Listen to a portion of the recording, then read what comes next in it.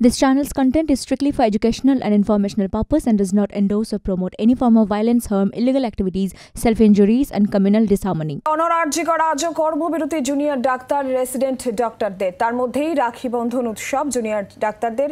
অন্যদিকে আজকেও হাসপাতালে সিবিআই তদন্তকারীরা গেছেন এবং আগামী 24 আগস্ট পর্যন্ত বেলগাছিয়া রোড থেকে শ্যামবাজার পাঁচমাথার মোড় পর্যন্ত কলকাতা পুলিশের পক্ষ থেকে ভারতীয় নাগরিক সুরক্ষা সংহিতায় 163 ধারা জারি রয়েছে।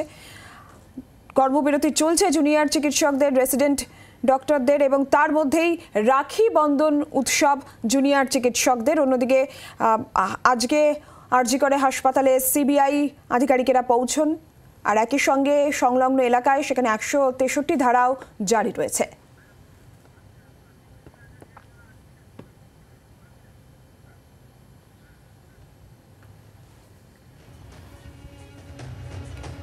বিক্রম আমাদের প্রতিনিধি আমাদের সঙ্গে রয়েছেন আরজিকর থেকে, সরাসরি চলে যাবো বিক্রমের কাছে।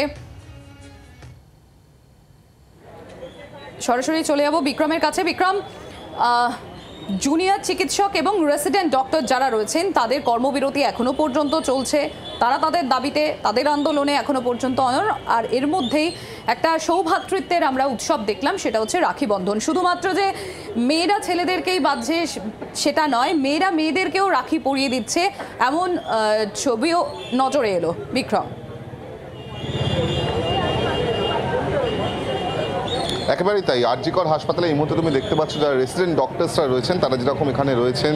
রাখি উৎসব আজকে আমরা জানি প্রত্যেককে রাখি বাঁধছেন, শুধু যে কোনো ছেলে মেয়েকে রাখি বাঁধছে এমনটা নয়, প্রত্যেকে রাখি বাঁধছে এবং একটা প্রোটেস্ট কিন্তু সেখানে দেখা যাচ্ছে। কিন্তু এই মুহূর্তের আপডেটটা তোমাকে আমি জানিয়ে রাখবো, তোমাকে এই মুহূর্তের ছবিটা দেখাবো। তুমি দেখতে পাচ্ছ যে যেখানে এই ঘটনা ঘটেছে আরজি কলেজে এমার্জেন্সি বিল্ডিং, সেখানে কিন্তু ইতিমধ্যেই এসে পৌঁছেছেন সিবিআইয়ের তদন্তকারী দল। এই গাড়ি সিবিআইয়ের তরফ থেকে কিছুক্ষণ আগেই এসে পৌঁছায় এবং সেখানে একাধিক সিনিয়র সিবিআইয়ের অফিসিয়ালসরা তারা কিন্তু দেখা যাচ্ছে সেন্ট্রাল ফোর্সকে সঙ্গে নিয়ে এসছেন এবং একেবারে সরাসরি যেখানে এই অকুস্থল, যেখানে ঘটনা ঘটেছে প্লেস অফ অকারেন্স, সেখানে কিন্তু তারা গিয়ে পৌঁছেছেন। বেশ কিছু তারা গুরুত্বপূর্ণ নমুনা সেখান থেকে তারা সংগ্রহ করতে চাইছেন, একাধিক ব্যক্তিকেও এখানে তারা জিজ্ঞাসাবাদ করতে চাইছেন, সে কারণে তারা এখানে এসে পৌঁছেছেন। একদিকে যখন সিজিও কমপ্লেক্সে সিবিআইয়ের দফতরে সেখানে সন্দীপ ঘোষকে, অর্থাৎ প্রাক্তন যিনি অধ্যক্ষ প্রিন্সিপাল, তাকে জিজ্ঞাসাবাদ করা হচ্ছে, তার থেকে যে সমস্ত স্টেটমেন্ট বা তথ্য তদন্তকারীরা পাচ্ছেন সেখানে যেটা আমরা জানতে পারছি একাধিক ইনকনসিস্টেন্সি উঠে আসছে।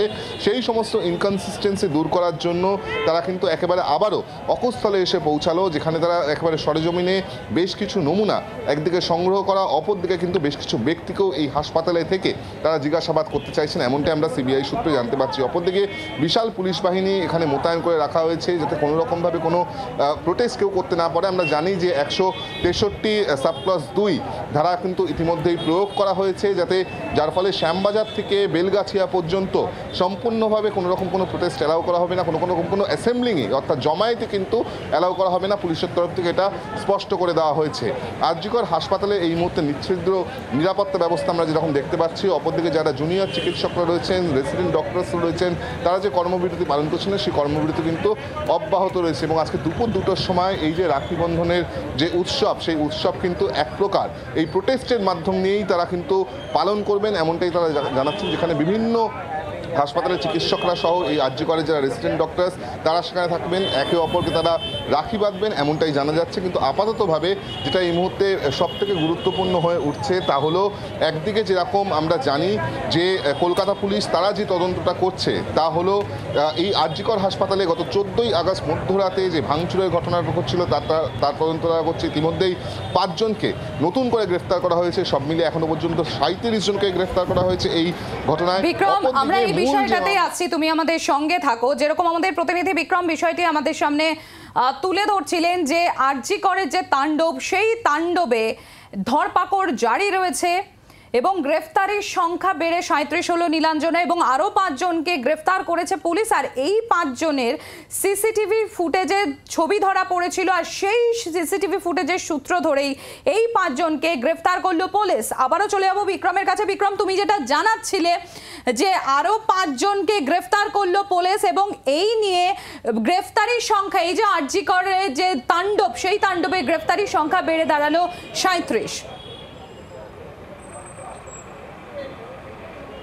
একেবারেই সেই তাণ্ডবের যে ছবি, সেই তাণ্ডবের ছবি এখনো পর্যন্ত স্পষ্ট দেখা যাচ্ছে কিভাবে পুলিশ কিয়স্ক উল্টে পড়ে রয়েছে এবং তার সঙ্গে সঙ্গে কিন্তু হাসপাতাল সম্পূর্ণভাবে লণ্ডভণ্ড করে দেওয়া হয়েছে দুষ্কৃতীদের তরফ থেকে। সেই ঘটনায় যেটা আমরা জানতে পারছি যে এখনো পর্যন্ত যেরকম 37 জনকে মোট গ্রেফতার করা হয়েছে, নতুন করে কিন্তু 5 জনকে গ্রেফতার করা হয়েছে পুলিশের তরফ থেকে। পুলিশ সূত্রে যেটা খবর যে কলকাতা পুলিশের গোয়েন্দা বিভাগের যারা আধিকারিকরা তারা সমস্ত এই যে ফুটেজ যেগুলি তাদের হাতে এসে পৌঁছেছে, বিশেষ করে সিসিটিভি ফুটেজ বা ভাইরাল ফুটেজ, সেখান থেকে তারা যে সমস্ত ব্যক্তিদেরকে চিহ্নিত করতে পেরেছে, আইডেন্টিফাই করতে পেরেছে, তাদেরকে কিন্তু ধরপকড় করা হয়েছে।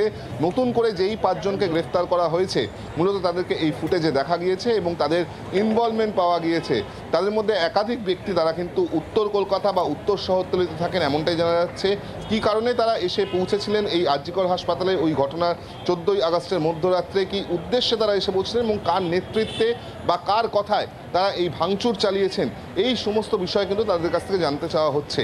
এই 5 জনকে আজকেই আদালতে পেশ করা হবে পুলিশের তরফ থেকে, যেখানে পুলিশ তাদেরকে নিজেদের হেফাজতে নেওয়ার জন্য আবেদন জানাবে। কারণ 37 জনকে মোট গ্রেফতার করা হলেও এখনও কিন্তু অনেকে এরকম রয়েছে যাদের ছবি দেখা গিয়েছে এই ফুটেজ বা সিসিটিভি ফুটেজে, যাদেরকে হামলা করতে, তাণ্ডব করতে দেখা গিয়েছিল এই হাসপাতাল চত্বরের মধ্যে, হাসপাতালকে লণ্ডভণ্ড করতে দেখা গিয়েছিল। তারা কারা, তাদের পরিচয় সম্পর্কেও কিন্তু জানার চেষ্টা করা হচ্ছে এবং সেক্ষেত্রেই এই 37 জনকে জিজ্ঞাসাবাদ করে পাওয়া তথ্য, সার্কামস্ট্যান্সিয়াল এভিডেন্স, সবথেকে গুরুত্বপূর্ণ সিসিটিভি ফুটেজ, এই সমস্ত বিষয় দেখে কিন্তু আজকেও কলকাতা পুলিশের অ্যান্টি ডাউরি সেকশনের যারা আধিকারিকরা রয়েছেন বা ডিটেকটিভ ডিপার্টমেন্টের যারা আধিকারিকরা রয়েছেন তারা কিন্তু এই হাসপাতাল চত্বরে আসেন এবং সেখানে বেশ কয়েকজনের ছবি যাদের পাওয়া গেছে তাদের কিন্তু চিহ্নিত করার কাজ করা হচ্ছে। কারণ কিভাবে এই গোটা ঘটনা ঘটলো, সবথেকে বড় কথা তাদের উদ্দেশ্য কী ছিল, কারণ একদম সেমিনার রুম পর্যন্ত তারা পৌঁছে যাচ্ছিল, সেই জায়গায় দাঁড়িয়ে উদ্দেশ্য, কার নেতৃত্বে, কার কথায় তারা এই তাণ্ডব চালিয়েছে বা এই হাসপাতাল লণ্ডভণ্ড করেছে, সেই বিষয়টাই জানার জন্য কিন্তু এই মুহূর্তে চেষ্টা করছেন কলকাতা পুলিশের ডিপার্টমেন্টের আধিকারিক। বাংলার আওয়াজ, বাঙালির আবেগ, জি 24 ঘন্টা।